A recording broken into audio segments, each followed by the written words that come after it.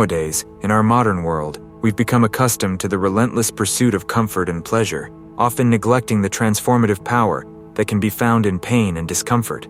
We instinctively avoid anything that causes us to struggle, believing it will hinder our progress and growth. However, this mindset of consistently seeking the path of least resistance can ultimately prevent us from reaching our full potential. The life and teachings of Miyamoto Musashi, the legendary Japanese swordsman and ronin, offer a contrasting philosophy, one that embraces hardship as a catalyst for growth. Musashi's principles guide us to harness discomfort as fuel for self-improvement. In this video, we'll explore Musashi's key principles for harnessing the power of pain and discomfort in order to build a stronger and more resilient self.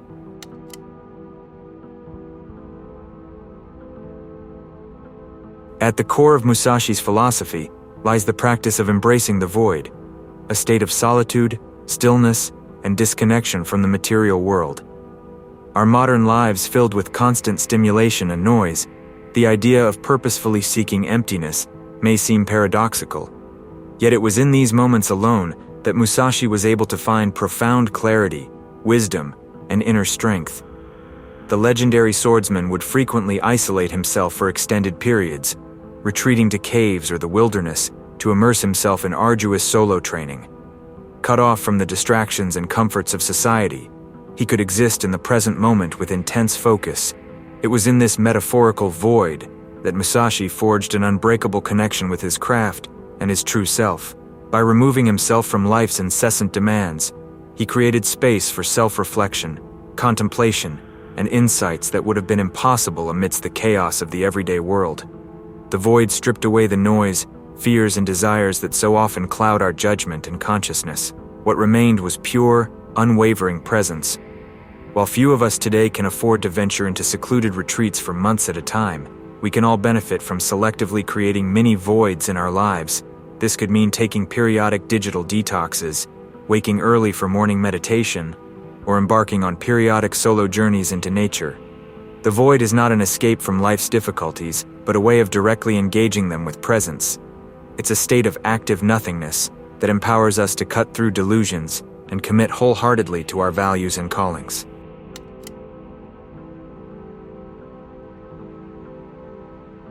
One of the most powerful teachings from Musashi's life was his uncompromising dedication to disciplined training. The swordsman's remarkable skills were not simply innate talents, but hard-earned through a lifetime of rigorous practice and continually pushing past his limits. From a young age, Musashi embraced an intensity in his training that most would find unimaginable. His focus and commitment bordered on the obsessive as he repeatedly drilled techniques until they became ingrained at a muscle memory level. Yet this unwavering discipline was not about pursuing mastery for its own sake. For Musashi, it was about cultivating the mental and physical fortitude required to prevail in the chaos of real combat. His intensive training protocols were deliberate preparations for the most extreme tests of skill and courage he might face. In this way, Musashi's journey exemplified the transformative power that resides in our willingness to pursue pain rather than pleasure in our practices. So when he consistently imposed difficult training on himself, he expanded his capacity to withstand adversity.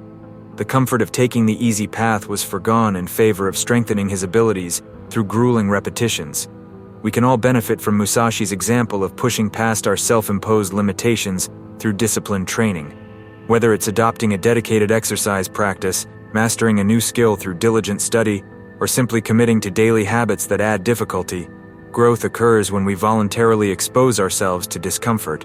Like a sword being folded, reheated, and hammered countless times to achieve an incredibly strong yet flexible blade, it is the willingness to embrace difficulty in our training that forges us into more resilient and capable versions of ourselves. True discipline is not about perfecting what's comfortable, but consistently pushing ourselves into the zones of discomfort where real transformation occurs.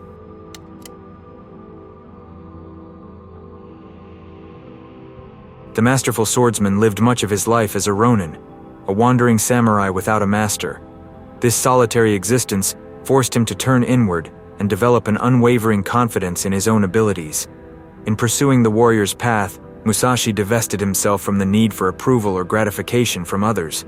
He lived simply, relying solely on his wits, skills, and inner reserves to navigate any situation.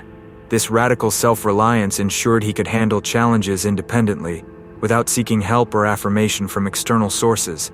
For most of us on more conventional life paths, Musashi's journey illuminates the power of turning inward. So often, we're tempted to seek validation outwardly, from partners, friends, societal norms, or symbols of status. Yet this external focus becomes a hindrance when we prioritize approval over authenticity. True self-actualization requires developing an unshakable core confidence, independent of others' opinions. It means willingly pursuing the discomfort of intense self-reflection, challenging our insecurities, and progressively divorcing our self-worth from superficial attachments. While deeply uncomfortable, this process of investing in knowing ourselves with radical honesty is necessary for achieving personal mastery. Like Musashi, we must take full responsibility for our journeys, disentangling from dependencies that stunt our growth. Committing to this principle of self-reliance unlocks new frontiers, no longer bound by external expectations, and we become free to extraordinary possibilities.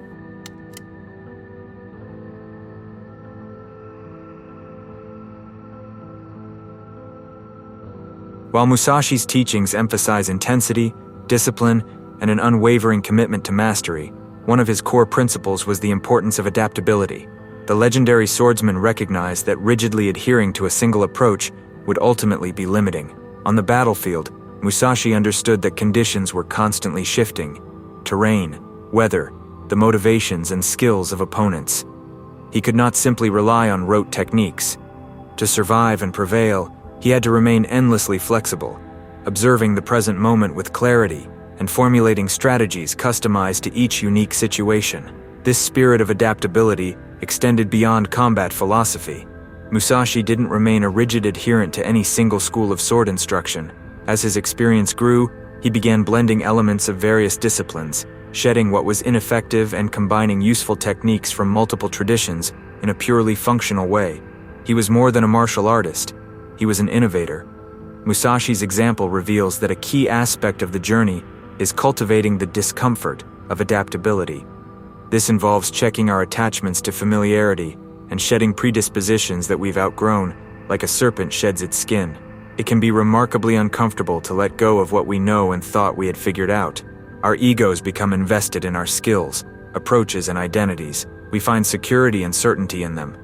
To remain truly flexible and open to perpetual growth, we must learn to be comfortable with change. For many, this will feel like a form of pain, the loss of hard-earned knowledge, and having to constantly reorient. Yet it's a necessary sacrifice for those seeking to ascend to the highest levels of their field. If we remain attached to mastering a single rigid technique or perspective, we cap our potential and become outdated over time. That's why we must be adaptable like water, enabling us to handle any unexpected circumstances that inevitably arise on our journey.